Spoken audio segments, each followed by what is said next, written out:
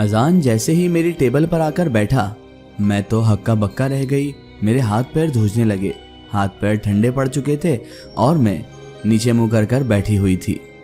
तभी उसने एक ठसका लिया। मैं उसकी तरफ मुतवज्जो हुई तो वो कहने लगा, आप हुमा ही है ना, जो मेरी क्लासमेट भी हैं? मैंने हल्की सी लरसती आवाज़ में कहा, जी मैं ही हूँ। तो वो कहने लगा, मेरा नाम अजान है, शायद आपको पता होगा पहले से, लेकिन मुझे आपका नाम पता है क्योंकि हमारी क्लास में सबसे इंटेलिजेंट आप ही हैं, ऐसा मैंने सुना है। मैंने चेहरा ऊपर किया और एक नज़र और अजान को देखा, लेकिन मुझसे देखा ही ना गया क्योंकि वो मेरे इतने करीब बैठा था और इतने करीब से अजान को अब तक नहीं देखा था। जैसे ही मैंने दूसरी तरफ देखा तो वो तमाम लड़कियां जो अजान के पीछे आई थी वो मुझे बड़ी ही गुस्से की नज़रों से घूर रही थी। मैंने कहा, जी आपने नाम तो सही सुना है, लेकिन मैं कोई इंटेलिजेंट नहीं हूँ। वो कहने लगा, नहीं नहीं आप इंटेलिजेंट ही हैं, क्योंकि मैंने कई लोगों से नोट्स मांगे पुराने। एक्चुअली मैं अभी अभी कॉलेज ज्वाइन किया हूँ, तो मैंने सोचा कि पुराने नोट्स भी जमा करके स्टडी अच्छे से कर लूँ। इसीलिए मैंने बहुत सारे लोगों से पूछा, लेकिन किसी के पास भी नोट्स नहीं थे। सबने मुझे आपका ही बताया। क्या आप मुझे वो नोट्स दे देंगी? अब मैं अजान को क्या बताती कि उसके आते ही बैठने से मेरी दिल की धड़कनें बढ़ चुकी थी, मेरे हाथ पैर ठंडे पड़ चुके थे और मुझसे बोला भी नहीं जा रहा था। मैंने उसे गर्दन हिलाकर हाँ कर दी। वो मुझे अजीब गरीब नज़रों से देख रहा था। वो यही सोच रहा था, ये कैसी लड़की है जो बात तक नहीं कर रही। मुझे भी बड़ा अफसोस हो रहा था कि अजान मेरे सामने है और मुझसे बात करना चाहता है, लेकिन मैं उससे बात नहीं कर पा रही थी क्योंकि मैंने आपको पहले ही बताया मैं थोड़े पुराने ख्यालात की हूँ। अजान कहने लगा, बहुत शुक्रिया, आप मुझे कल तक नोट्स दे दीजिए तो मैं 2-3 दिन में आपको वापस लौटा दूंगा। इतना कहकर अजान वहाँ से उठा और सलाम करता हुआ चला गया। कुर्सी खसकाकर जैसे ही वो उठा, मैंने उसे जाते हुए देखा और एक ठंडी सांस ली। ऐसा लगने लगा जैसे मुझ पर से कुंटलों का वजन हट गया हो। मुझे बहुत प्रेशर फील हो रहा था उसके यहाँ बैठे हुए। अब वो उठकर गया तो थोड़ी चैन की मैंने सांस ली, लेकिन मैं दिल ही दिल खुश भी हो रही थी कि अजान से मेरी बात हो गई थी। हम आगे बढ़े या ना बढ़े, लेकिन कम से कम मैं उससे दोस्ती तो कर ही सकती थी इन नोट्स के बहाने। आज पहली बार मेरा पढ़ाई लिखाई में इतना डीपली होने का मुझे कुछ फायदा मिला था। बहरहाल मेरे चेहरे पर मुस्कुराहट नुमाया हो चुकी थी।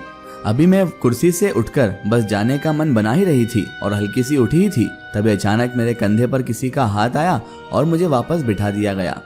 मैंने जैसे ही पलट कर देखा तो ये मेरी क्लास की ही एक लड़की जिसका नाम इरम था वो थी। उसने मुझे धक्के से नीचे बिठाते हुए कहा, तेरी हिम्मत कैसे हुई, आंटी कहेगी तू अजान से बात करेगी? मैं तो उसे देखती ही रह गई क्योंकि ये वही लड़की थी जो कॉलेज के ग्रुप में मुझे बहुत मजाक बनाया करती थी, मेरा मजाक उड़ाया करती थी। मैंने कहा, इरम तुम गलत समझ रही हो, मैंने ऐसा कुछ भी नहीं किया। इरम कहने लगी, सुन बहन जी, तेरी औकात में रहना तू, आज के बाद अजान से मुझे बात करते हुए दिखना मत, वरना तेरी खैर नहीं है। अभी तो मैं सिर्फ तेरा मजाक बनाती थी, अब तुझे पूरे कॉलेज में जिल्लत अगर लेना हो तो ही अजान से बात करना। उसे सिर्फ मेरी ज़रूरत है और मुझे उसके आसपास भी अगर तू भटकती हुई दिखाई दी तो तेरी खैर नहीं है, मैं तुझे पूरे कॉलेज में बदनाम अलग कर दूंगी। इतना कहकर इरम मुझे धमकी देकर वहां से चली गई और ना ही मेरी कोई बात सुनी, ना ही मेरी कोई सफाई सुनी। मुझे उसकी बातों का बहुत गहरा सदमा लगा क्योंकि आज तक मुझसे किसी ने भी ऐसे बात नहीं की थी। मैं इस टाइप की लड़की नहीं थी कि मैं अजान को अपने चंगुल में फंसाऊं, बल्कि मैं तो किसी लड़के के लिए ऐसी दिल में नियत भी नहीं रखती थी। अजान खुद मेरे पास चलकर बात करने आया था, लेकिन मुझे अब दोनों पर ही गुस्सा आ रहा था, एक तो अजान पर और दूसरा इरम पर। मैंने सोच लिया था कि मैं अजान से बात नहीं करूंगी, अगर वो मेरे पास आएगा भी तो नोट्स देकर मैं उसे बिना कुछ कहे उसके पास से चली जाऊंगी। मैं वहां से सीधा घर गई। रास्ते में मुझे बहुत रोना आया क्योंकि आज मैं बहुत ही अजीब फील कर रही थी। एक तरफ अजान था जो मुझसे बात करना चाहता था और एक तरफ इरम थी जो इसी वजह से मेरी जान की दुश्मन बन गई थी। मैं करती तो क्या करती। घर गई, रास्ते में बहुत रोई। उसके बाद घर गई तो बिना खाना खाए मैं अपने रूम में चली गई। माँ बाबा ने भी पूछा कि बेटा खाना खा लो। मैंने कहा मुझे आज भूख नहीं है, कॉलेज कैंटीन में मैंने कुछ खा लिया था, इस वजह से मुझे भूख नहीं लग रही है। अब मैं उन्हें क्या बताती कि यहाँ दिल की चोट है, दिल तोड़ दिया है किसी ने आज, जिस वजह से मुझे भूख क्या प्यास तक नहीं लग रही थी। बहरहाल रात हो गई। रात को मुझे थोड़ा भूख का एहसास हुआ। मैं गई किचन में से खाना लिया। खाना खाते खाते मैं अजान के बारे में सोचने लगी। क्या आवाज़ थी उसकी, क्या चेहरा था उसका और किस तरह वो मुझसे बात कर रहा था, जैसे आज तक किसी लड़के ने मुझसे बात नहीं की। हर कोई मुझे आंटी, बहन जी और पता नहीं क्या क्या कहकर पुकारता था, लेकिन आज उसके मुंह से, उसकी जुबान से मेरा नाम कितना अच्छा लग रहा था। काश ये इरम ऐसा ना करती तो मैं अजान से दोस्ती कर पाती, लेकिन अब मुझे अजान से दूर रहना होगा, वरना इरम मुझे बदनाम कर देगी। लेकिन ना जाने क्यों अजान की तरफ मेरा दिल अभी भी खिंचा चला जा रहा था। उसकी आंखों में ना जाने कौन सी कशिश थी, उसकी बातों में ना जाने कौन सी बात थी कि मेरा दिल मान ही नहीं रहा था कि मैं उससे बात ना करूं। वो आए मुझसे बात करने और मैं उससे बात ना करूं, ऐसा मैं कर नहीं सकती थी, लेकिन मुझे इरम की वजह से बहुत गुस्सा आ रहा था। बहरहाल इन्हीं ख्यालों में कब खाना खा लिया और कब मैं बिस्तर पर लेट गई मुझे मालूम ही ना पड़ा। उसके बाद अजान के ही ख्यालों में मेरी नींद लग गई और फिर मैंने एक ख्वाब देखा। ख्वाब में भी मुझे अजान ही दिखाई दिया। मैंने एक ख्वाब देखा जिसमें एक बहुत ही बड़ा गार्डन बना हुआ था। ऐसा गार्डन जैसे मानो वहाँ कोई रहता ना हो, लेकिन इतना खूबसूरत कि इससे पहले ऐसा गार्डन मैंने कभी नहीं देखा था।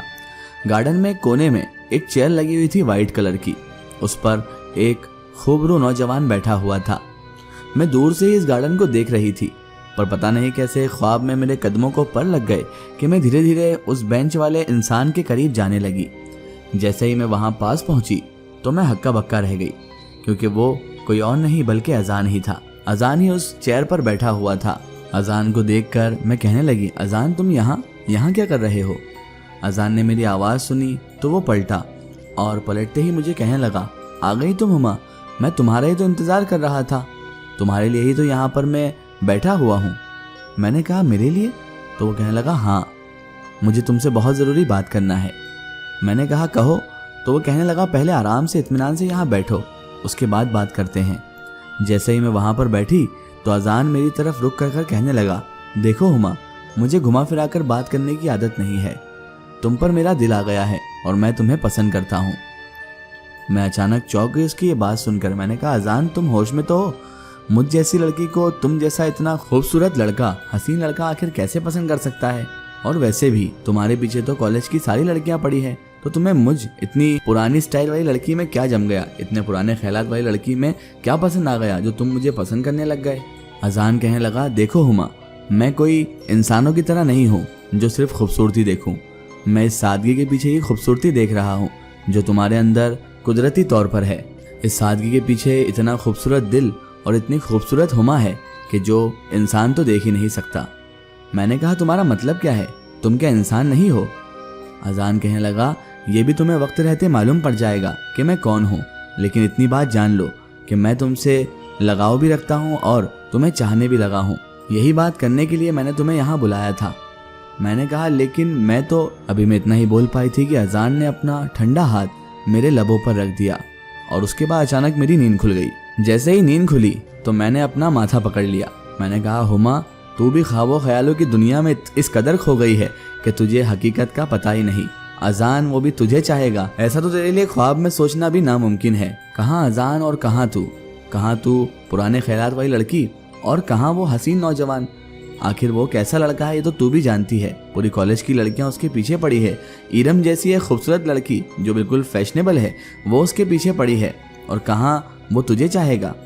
मैं अपने आप को कोसने लगी कि ख्वाब तो कम से कम औकात के हिसाब से देखना चाहिए मुझे, लेकिन ख्वाबों पर किसका कंट्रोल होता है, और मैं नहीं जानती थी कि ये ख्वाब जो है वो किस वजह से मुझे दिखाई दिया है। इसमें क्या राज छुपे हुए थे ये तो मैं नहीं जानती थी, लेकिन इतना मुझे समझ आ चुका था कि मेरे ख्वाबों ख्यालों में अजान का आना ठीक नहीं है। बहरहाल मैंने टाइम देखा तो फजर का वक्त था। मैं उठी, मैंने नमाज अदा की और दुआ करने लगी। दुआ में मैंने बहुत कुछ मांगा और उसके बाद कॉलेज की तैयारी करने लगी। नाश्ता बनाया, नाश्ता करा और कॉलेज निकल गई। आज अजान से सामना होने का दूसरा दिन था, क्योंकि अजान आज नोट्स लेने आने वाला था और मुझे कुछ भी बहाना बना के उससे दूर होना था। मैं कॉलेज गई तो देखा कि तमाम लड़कियां अजान का इंतज़ार कर रही थी। इधर अजान आया नहीं था, इसलिए तमाम लड़कियों की नज़र कॉलेज के गेट पर ही थी। मैं चुपचाप नीचे मुँह कर अंदर गई। रास्ते में ही मुझे इरम दिखाई दी जो मुझे घूर रही थी।